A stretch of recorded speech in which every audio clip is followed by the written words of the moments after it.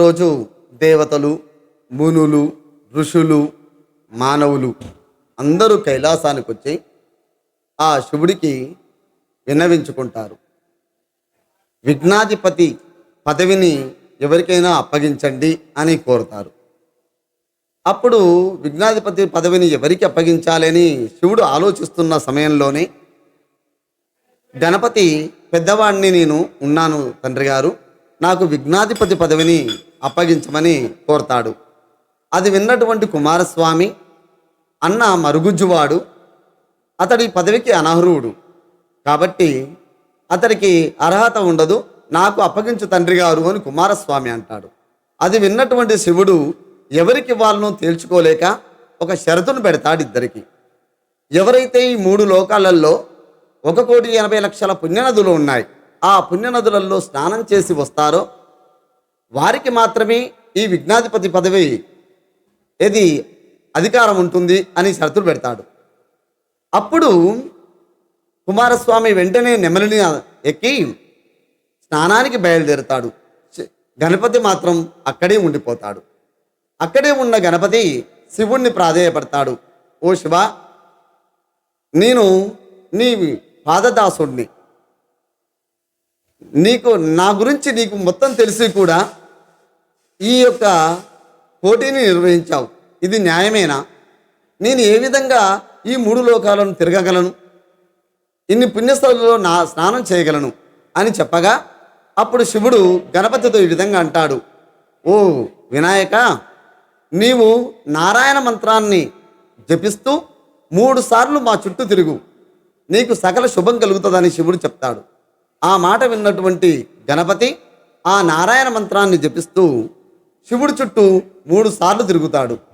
ఆ విధంగా తిరుగుతూ ఉండగా గంగా నదిలో స్నానానికని వెళ్ళినటువంటి ఆ కుమారస్వామికి తనకంటే ముందుగానే గణపతి స్నానం చేసి వస్తున్నట్టుగా కనిపిస్తాడు.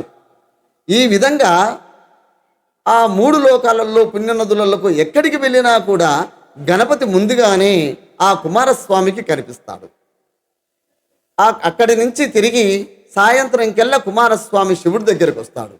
శివుడి దగ్గరకు వచ్చేసరికి శివుడి దగ్గర కూడా ఆ గణపతి ప్రత్యక్షమవుతాడు. అది చూసినటువంటి కుమారస్వామి తన తప్పును తెలుసుకొని, ఓ తండ్రి గారు, ఈ గణాధిపతి పదవికి అర్హుడు అన్నగారి మహిమ తెలుసుకోకుండా నేను మాట్లాడాను, నన్ను క్షమించమని కోరుతాడు కుమారస్వామి. ఆ విధంగా విఘ్నాధిపతి అవుతాడు ఓరు గణపతి. భాద్రపద మాసం శుద్ధ చతుర్దశి శుక్లపక్షం రోజున అతడు విఘ్నాధి పదవిని అలంకరిస్తాడు. కాబట్టి ఈ రోజును మనం వినాయక చవితిగా జరుపుకుంటాం. అదే రోజున ఆ దేవతలందరూ కలిసి వినాయకుడికి ఇష్టమైనటువంటి ఉండ్రాళ్ళు, కుడుములు, పిండి వంటలు, అతనికి ఇష్టమైనటువంటి పండ్లు, ఫలాలు అవన్నీ కూడా తీసుకువచ్చి అతనికి గొప్పగా పూజలు చేస్తారు. విఘ్నాధిపతిగా పూజలు చేస్తారు విఘ్నేశ్వరుడికి. ఆ పూజలను అందుకున్నటువంటి విఘ్నేశ్వరుడు బెర్రుగా తింటాడు. ఉండ్రాలను, కుడుములను బాగా తింటాడు. బాగా తిని అక్కడి నుంచి తన వాహనమైనటువంటి అనందుడికి కొన్ని ఇచ్చి అక్కడి నుంచి కైలాసానికి వచ్చి ఆ కైలాసంలో ఆ తండ్రి గారికి నమస్కరించబోతాడు. ఆ సాష్టాంగ నమస్కారం చేసేటప్పుడు తన బొజ్జ మాత్రమే నేల కాంతుంది, చేతులు కింద ఆనకపోవడంతో బాగా సతపత పడుతుంటాడు. ఇది ఆ శివ పార్వతులకు నమస్కరించడానికి సతపత పడుతుంటాడు గణపతి. అది చూసినటువంటి ఆ శివుడి తలపై ఉన్న నెలవంక నవ్వుతూ ఉంటుంది. ఆ నవ్వడంతో కోపం వచ్చినటువంటి పార్వతీదేవి ఆ నెలవంకను శపిస్తుంది. ఓ చంద్రుడా, నా కొడుకును చూసి నువ్వు నవ్వుతున్నావా?